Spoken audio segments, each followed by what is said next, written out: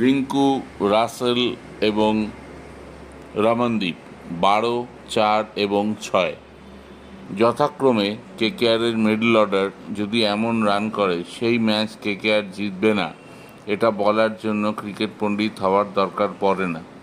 তাই শনিবার ইডেন গার্ডেন্সে যখন অজিঙ্ক্য রাহানে, ভেঙ্কটেশ আইয়ার, সুনীল নারিন আউট হয়ে যাওয়ার পর কেকেআরের মিডল অর্ডারের এই প্রধান তিনজন ব্যাটসম্যান এমন রান করলেন, কেকেআর যে ম্যাচটা হারতে চলেছে সেখানেই যেন লেখা হয়ে গিয়েছিল। আরসিবির দুর্ধর্ষ ব্যাটিং লাইন আপ, 174 রান তাদের কাছে কোনো বড় স্কোর নয়, এটা জানাই ছিল। সুতরাং বিরাট কোহলি এবং ফিল সল্ট পরে নেমে যেভাবে ব্যাট করলেন এবং রান তুললেন, সেটা যেন শুধু ছিল সময়ের অপেক্ষা। তবে এখনই হতাশ হওয়ার কিছু নেই। বিশ্বকাপ ফুটবলে দেখা গিয়েছে আর্জেন্টিনা প্রথম ম্যাচ সৌদি আরবের কাছে হেরে চ্যাম্পিয়ন হয়েছে।